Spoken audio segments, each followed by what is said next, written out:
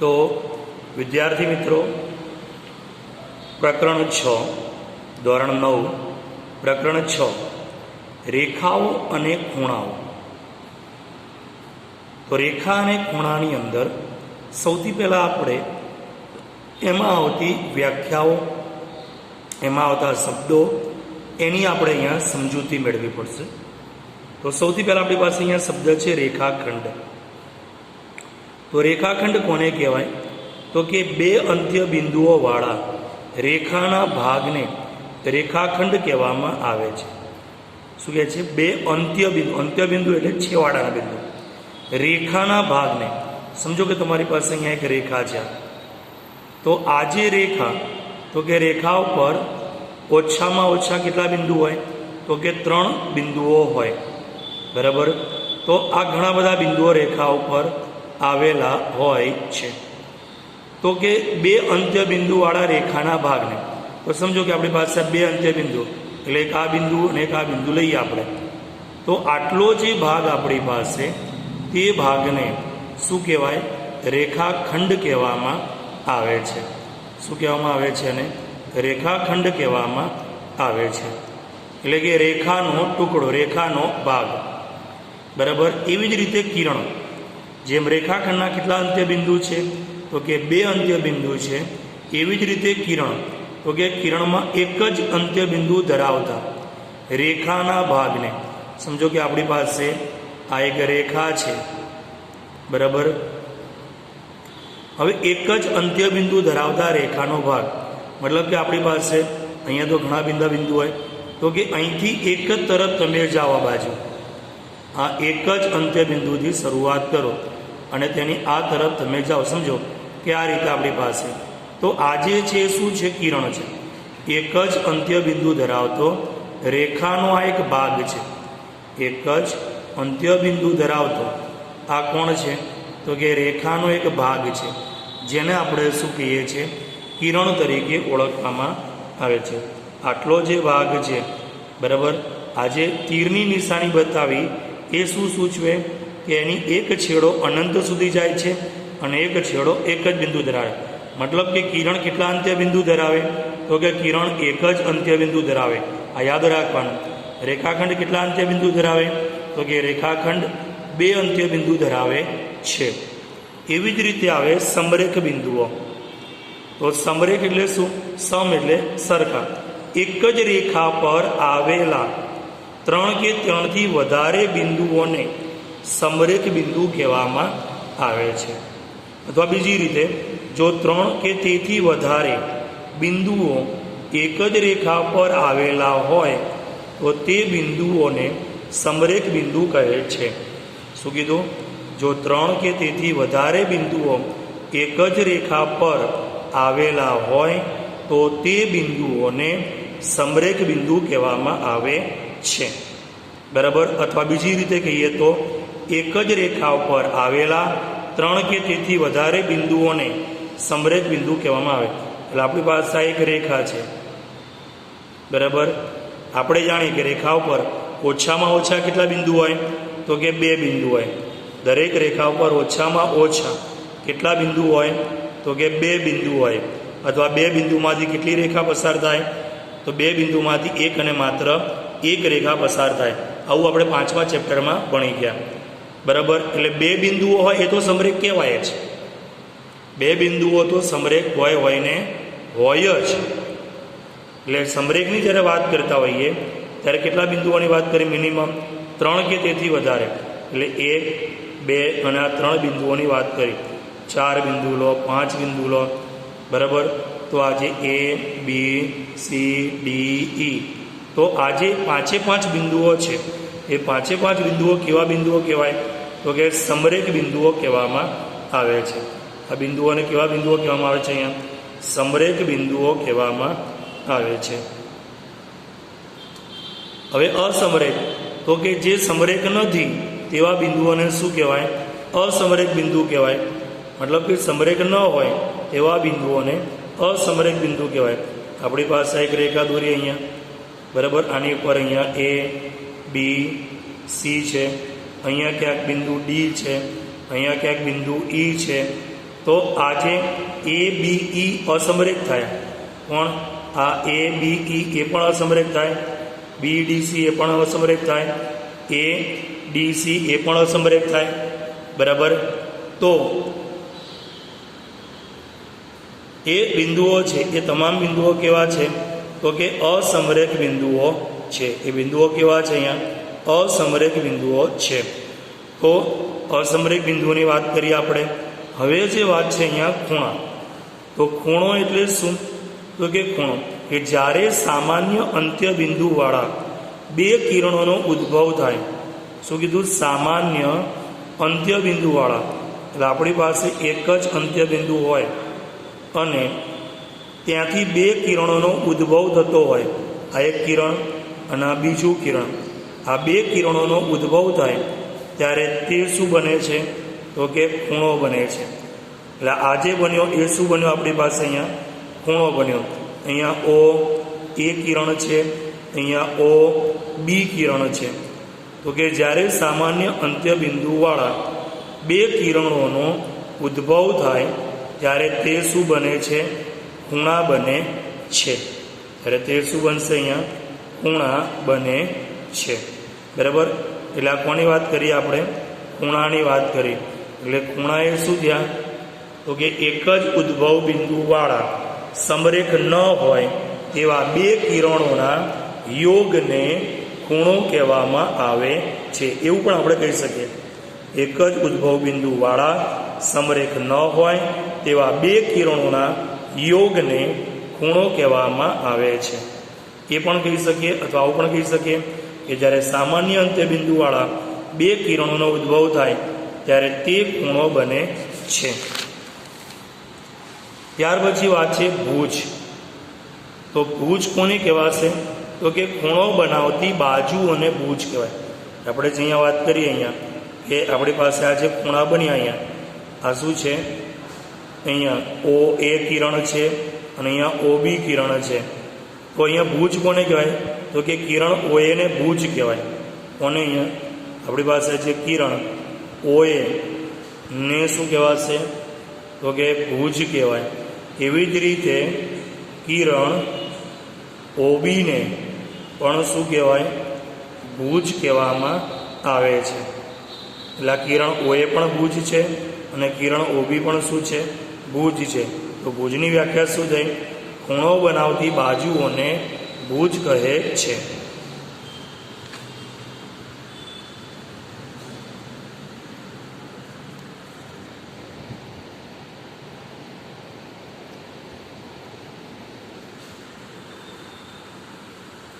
તો હવે જે ધ્યાન આપીએ એનાથી આગળ ખૂણાના પ્રકાર. કોના પ્રકાર આવ્યા અહીંયા?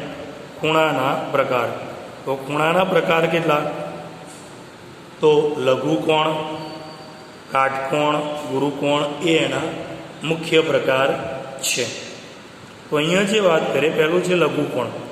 તો કે જે ખૂણાનું માપ 0° અને 90° વચ્ચે હોય તે ખૂણાને શું કહેવાય? લઘુકોણ કહે છે. યાદ રાખવાનું. શું કીધું? જે ખૂણાનું માપ કેટલું હોય?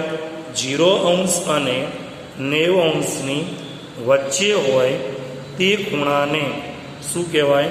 લઘુકોણ કહેવામાં આવે છે. યાદ રહે. તમારી પાસે અહીંયા કહી દઉં કે 30° ખૂણો છે. તો 30° ખૂણો કેવો કહેવાય? તો કે લઘુકોણ છે. 30° ખૂણો કેવો છે? લઘુકોણ છે. અહીંયા 0 નહીં, 90 નહીં. સમજો, 0 અને 90 નહીં, એની વચ્ચે આવેલા ખૂણાને બરાબર શું કહેવાશે? લઘુકોણ કહેવામાં આવે છે. એવી જ રીતે કાટકોણ. તો કે જે ખૂણાનું માપ 90° જ હોય તે ખૂણાને શું કહેવાય? કાટકોણ કહેવામાં આવે છે. બરાબર. લઘુકોણની આકૃતિ દોરવી હોય તો આ જે આકૃતિ બની આપણી પાસે એ આકૃતિ શેની બની? એટલે આજે ખૂણો કેવો થયો? તો કે 90 કરતાં નાનો થયો. તો આજે ખૂણો બન્યો એ કેવો બન્યો ગણાય? તો કે લઘુકોણ થયો ગણાય. એવી રીતે જે ખૂણાનું માપ 90° હોય મતલબ કે બંને કિરણો છે એકબીજાને કેવા હોય? લંબ હોય તો એને શું કહેવાય? કાટખૂણો કહેવાય. તો અહીંયા જે ખૂણો બન્યો આપણી પાસે એ ખૂણો કેવો બન્યો? કાટખૂણો. તો જે ખૂણાનું માપ કેટલું હોય? 90 અંશ હોય તે ખૂણાને શું કહેવાય? કાટખૂણો કહેવામાં આવે છે. પછી આવે ગુરુકોણ. તો કે જે ખૂણાનું માપ 90 અને 180ની વચ્ચે હોય, એટલે કે આપણી પાસે એ જે ખૂણો છે એ આ રીતનો બને. આ ખૂણો કેવો બન્યો? તો કે 90 કરતાં મોટો અને 180 કરતાં નાનો. આ ખૂણો કેવો બન્યો? અહીંયા 90 કરતાં મોટો અને 180 કરતાં નાનો, અને તે ખૂણાને શું કહેવાશે? તો કે ગુરુકોણ કહેવામાં આવે છે. તે ખૂણાને શું કહેવામાં આવશે? અહીંયા ગુરુકોણ કહેવામાં આવે છે. બરાબર. એટલે અહીંયા વાત કરી લઘુકોણ 90થી નાનો તો લઘુકોણ, 90 હોય તો કાટકોણ, 90થી મોટો હોય તો ગુરુકોણ. આટલું તો તમે 3 છે એ નાના ધોરણમાં ભણીને આવ્યા. હવે મોટા ધોરણમાં હવે આવે છે સરળ કોણ. શું આવ્યું અહીંયા આપણી પાસે? સરળ કોણ. તો સરળ કોણ કોને કહેવામાં આવે? તો કે જે ખૂણાનું માપ 180 હોય. શું કીધું અહીંયા આપણે? તો કે જે ખૂણાનું માપ કેટલું હોય? અહીંયા 180 હોય તે ખૂણાને શું કહેવામાં આવશે? સરળ કોણ. હવે 180નો ખૂણો બને કેવી રીતે? આપણી પાસે જે ચર્ચા કરી અહીંયા, તો કે 180નો ખૂણો છે તે 180નો ખૂણો બનશે કેવી રીતે? અહીંયા 180નો ખૂણો આપણે બનાવવો છે. તો 180નો ખૂણો કેવી રીતે આપણે બનાવીશું? તો કે સમજો કે આ લઘુકોણ છે, આ કાટકોણ છે, આ ગુરુકોણ છે. હવે 180નો ખૂણો બનાવીએ તો એક રેખા દોરીએ આપણે, અને એ રેખા પર અહીંયા એનું એક ઉદ્ભવ બિંદુ લઈએ. તો કે અહીંથી આ તરફનો જે ખૂણો, આ જે ખૂણો, એ ખૂણો એ કેટલાનો ખૂણો થયો? તો કે 180 અંશનો ખૂણો થયો. અને એ ખૂણાને શું કહેવામાં આવશે? સરળ કોણ કહેવામાં આવશે. આ ખૂણાને શું કહેવામાં આવશે? અહીંયા સરળ કોણ કહેવામાં આવે છે. હવે આવે વિપરીત કોણ. કોણ આવે આપણી પાસે? અહીંયા વિપરીત કોણ. તો કે જે ખૂણાનું માપ 180 અને 360ની વચ્ચે હોય. સમજો કે આપણી પાસે આખો વર્તુળ કેટલાનો થાય? આખો વર્તુળ છે, સમજો એ કેટલાનો થાય? તો કે આખા વર્તુળનો ખૂણો 360નો થાય. હવે આપણે જ્યારે વિપરીત કોણની વાત કરીએ, તો કે વિપરીત કોણની વાત કરીએ તો આપણે એમાં એક રેખા દોરી. તો તમે સમજો કે અહીંથી આટલો જે ખૂણો બન્યો, આમ અહીંથી આ જે ખૂણો બન્યો એ કેટલાનો બન્યો? 180નો બન્યો. હવે અહીંયા શું કીધું? 180 અને 360ની વચ્ચે હોય. કોની વચ્ચે હોય? અહીંયા 180 અને 360ની વચ્ચે હોય એવો જે ખૂણો. એટલે સમજો કે અહીંયા તમે એક ખૂણો રચ્યો બીજો, તો અહીંયા એક ખૂણો રચાયો કે નહીં? તો હવે આના સિવાયનો ખૂણો કયો? તો કે એના સિવાયનો ખૂણો આ રહ્યો આપણી પાસે. તો આ જે ખૂણો છે એ ખૂણો કેવો થયો? વિપરીત કોણ થયો. બાજુમાં સમજાવું જો સરળ રીતે કે આપણી પાસે અહીંયા એક આ રહ્યો ખૂણો છે આપણી પાસે. આ કોણ છે? લઘુકોણ. તો અંદરનો ખૂણો લઘુકોણ છે, પણ એની બહારનો જે ખૂણો એ 180 અને 360ની વચ્ચે થાય. બરાબર. સમજો કે ધારો કે આ ખૂણો 30નો હોય તો આખો ખૂણો કેટલાનો થાય? તો કે 360માંથી 30 બાદ કરો. એટલામાંથી 360માંથી 30 બાદ કરો તો કેટલા મળે? 330. તો એ કોનું માપ થયું? વિપરીત કોણનું માપ થયું. તો વિપરીત કોણનું માપ તમારે જ્યારે શોધવું હોય, કોનું માપ શોધવું હોય? તો વિપરીત કોણનું માપ જ્યારે આપણે શોધવું હોય તો શું કરવું પડે? તો કે 360માંથી શું બાદ કરવાનું? તો કે આપેલ ખૂણો બાદ કરો. આપેલ ખૂણો બાદ કરો તો આપણને શું મળે? વિપરીત કોણ મળે. અને જેનું મૂલ્ય કેટલું મળવું જોઈએ? તો કે 180 અને 360ની વચ્ચે જ મળવું જોઈએ. બરાબર. 180થી ઓછું મળે તો પણ વિપરીત કોણ નથી, 360થી વધારે મળે તો પણ વિપરીત કોણ નથી. 180 અને 360ની વચ્ચે જ મળે તો જ વિપરીત કોણ કહેવાય. એટલે વિપરીત કોણની વ્યાખ્યામાં, એટલે વિપરીત કોણ શોધવું હોય તો આપણે શું લખી શકીએ? કે 360 અંશ માઇનસ આપેલ ખૂણો એટલે આપણને શું મળી જાય? વિપરીત કોણ મળી જાય. અહીંયા મેં તમને 30નો ખૂણો કીધો હતો, તો 360 માઇનસ આપેલ ખૂણો 30°, તો 360 માં 30 થાય તો 330 મળ્યો. તો આપણી પાસે વિપરીત કોણ કેટલાનો બન્યો? 330નો બન્યો. એવી જ રીતે કોટી કોણ. તો કોટી કોણ એટલે શું? તો કે જે બે ખૂણાઓના માપનો સરવાળો 90° થાય. શું કીધું અહીંયા? જે બે ખૂણાઓના માપનો સરવાળો કેટલો થાય? 90° થાય તે ખૂણાઓને એકબીજાના કોટી કોણ કહેવામાં આવે છે. અહીંયા તમારે સૌથી પહેલાં થિયરી જ સમજવી પડશે, પછી તરત તમને દાખલા સમજાશે. બરાબર? એટલે અહીંયા સૌથી પહેલાં આપણે થિયરી જ ભણીએ છીએ. તો કોટી કોણ, તો કે જે બે ખૂણાના માપનો સરવાળો કેટલો થાય? 90° થાય તે ખૂણાઓને એકબીજાના કોટી કોણ કહેવાય. હવે પૂરક કોણ. તો પૂરક કોણ એટલે 180. જો અહીંયા કોટી કોણ, તો કોટી કોણ હું ધારો કે તમને એમ કહું કે 40° કોટી કોણનું માપ જણાવો. ધારો કે મેં તમને કીધું અહીંયા કે 40° કોટી કોણનું માપ. તો 40° કોટી કોણનું માપ શું થાય? તો કે આપણે કીધું કે જે બે ખૂણાનો સરવાળો 90 થાય એને કોટી કોણ કહેવાય. એમાંથી એક ખૂણાનું માપ કેટલું છે? 40. તો 40° કોટી કોણ કેટલો? તો કે 90 માઇનસ 40 કરો તમે, તો 90 માંથી 40 જાય તો કેટલા મળે? 50°. તો 40° કોટી કોણનું માપ કેટલું થયું? 50° થયું. હું તમને એમ કહું કે 30° કોટી કોણનું માપ જણાવો. તો 30° કોટી કોણનું માપ એટલે કેટલું થાય? તો કે 90 માંથી 30 બાદ કરો તો કેટલા મળે? 60° મળે. એવી જ રીતે પૂરક કોણ. તો કે જે બે ખૂણાઓના માપનો સરવાળો 180° થાય. જે બે ખૂણાઓના માપનો સરવાળો કેટલો થાય? 180° થાય તે ખૂણાઓને એકબીજાના પૂરક કોણ કહેવામાં આવે છે. જેમ કે અહીંયા 40નો કોટી કોણ કીધો, એવી જ રીતે હું તમને એમ કહું કે 40°નો પૂરક કોણ જણાવો. તો 40°નો પૂરક કોણ, તો અહીંયા આપણે જો કોટી કોણ કહીએ તો 90 માંથી બાદ કરવાના, અને પૂરક કોણ કહીએ તો 180 માંથી બાદ કરો તો 180 માઇનસ 40°. તો 180 માંથી 40 જાય તો કેટલા મળે? 140°. તો કે 40°ના પૂરક કોણનું માપ કેટલું થયું? 140° થયું. 40°ના પૂરક કોણનું માપ કેટલું થયું? 140°. ઓકે. હવે ત્યારબાદ આપણી પાસે અહીંયા છે આસન્ન કોણ. કોની વાત આવી? અહીંયા આસન્ન કોણ કોને કહેવામાં આવે? તો કે જે બે ખૂણાઓનું શિરોબિંદુ એક જ હોય અને એક ભુજ સામાન્ય હોય, બરાબર, અને સામાન્ય ન હોય તેવા ભુજ એ સામાન્ય ભુજની જુદી જુદી બાજુએ હોય તેવા બે ખૂણાઓને આસન્ન કોણ કહેવાય. શબ્દ સમજો. જે બે ખૂણાઓનું શિરોબિંદુ, એટલે આપણી પાસે અહીંયા બે ખૂણા છે. આ એક ખૂણો અહીંયા, બરાબર. એવી જ રીતે અહીંયા બીજો ખૂણો, આ એક ખૂણો થયો, અહીંયા બીજો ખૂણો થયો. તો બે ખૂણાઓનું સામાન્ય શિરોબિંદુ અહીંયા તો નામ આપ્યું ઓ. આ ઓ એ શું થઈ ગયું? એનું સામાન્ય શિરોબિંદુ થઈ ગયું.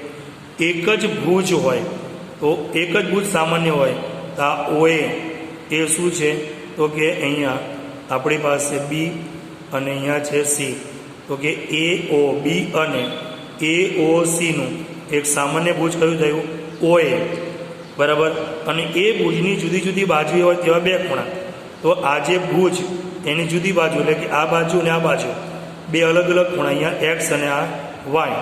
તો કે એક્સ અને વાય એકબીજાના શું કહેવાય? આસન્ન ખૂણા કહેવામાં આવે છે. અહીંયા બે ખૂણા કયા થયા?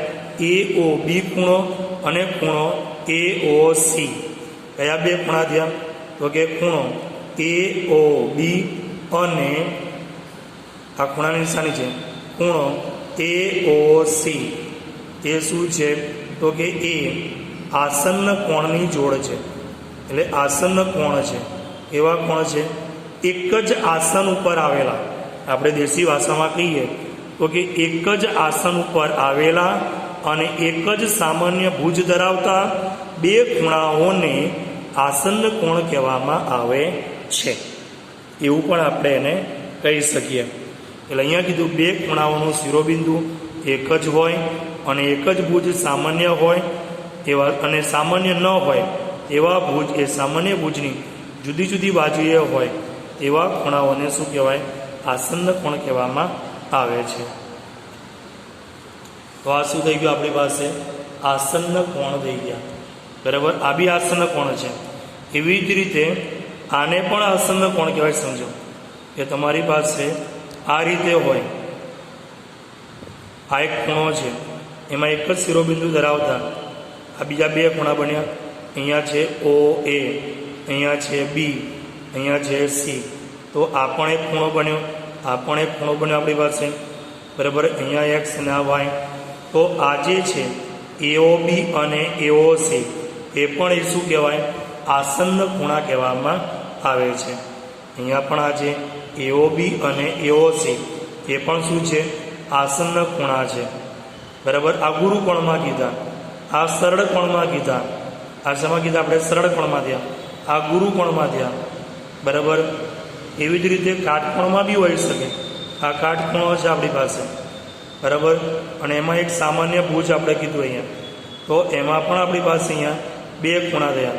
અહીંયા છે ઓ એ, અહીંયા છે બી, અહીંયા છે સી. તો આ એઓ બી અને આ એઓ સી એ પણ શું છે? આસન્ન ખૂણાની જોડ છે. બરાબર, આ બંને ખૂણા કેવા છે? આસન્ન ખૂણા જ કહેવામાં આવે છે.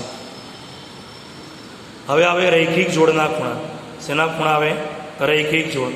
તો જે બે આસન્ન કોણ સામાન્ય ન હોય તેવા ભુજ એક રેખા બનાવે તેવા ખૂણાઓની જોડને રૈખિક જોડની કોણ કહેવાય. મતલબ કે આ રીતે માત્ર ને માત્ર આ જ કે એક જ રેખા ઉપર આવેલા, આ એક જ રેખા ઉપર આવેલા છે બે આસન્ન કોણના સામાન્ય ન હોય તેવા ભુજ. શું કહે છે? સામાન્ય ન હોય તેવા ભુજ. એટલે આપણી પાસે આ એક ભુજ છે. બરાબર, અહીંયા ઓ એ, અહીંયા નામ આપીએ બી, અહીંયા નામ આપીએ સી. તો કે ખૂણો એઓ બી અને ખૂણો એઓ સી એ રૈખિક જોડના ખૂણા છે. કેવા ખૂણા છે? આ ખૂણો એ ઓ બી અને ખૂણો એ ઓ સી કેવા ખૂણા છે? આ રે તો કે રૈખિક જોડના ખૂણા છે.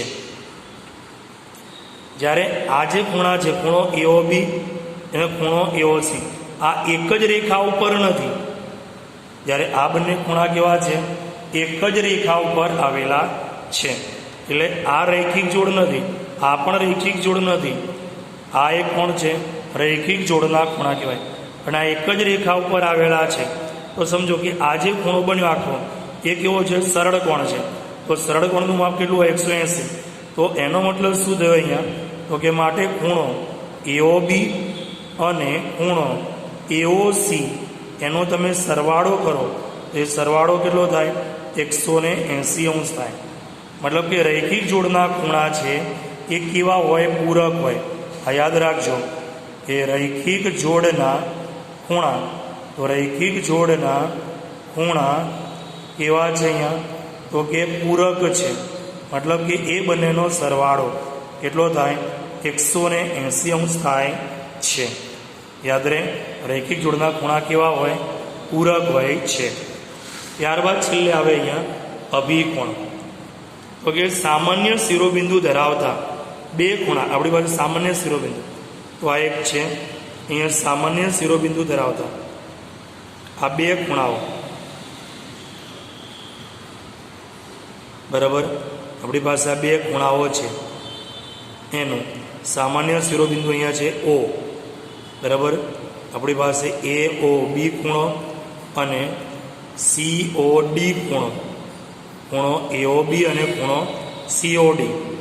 તો સામાન્ય શિરોબિંદુ ધરાવતા બે ખૂણાઓમાં જો એક ખૂણાનો દરેક ભુજ બીજા ખૂણાના ભુજ સાથે મળીને શું કહે છે? એક ખૂણાનો દરેક ભુજ, એટલે આ જે ભુજ છે એ બીજા ખૂણાના ભુજ સાથે જો રેખા બનાવે પછી આ ખૂણાનો ભુજ એની સામેના ખૂણાના ભુજ સાથે જો એક રેખા બનાવે તો તે બે ખૂણાઓને શું કહેવાય?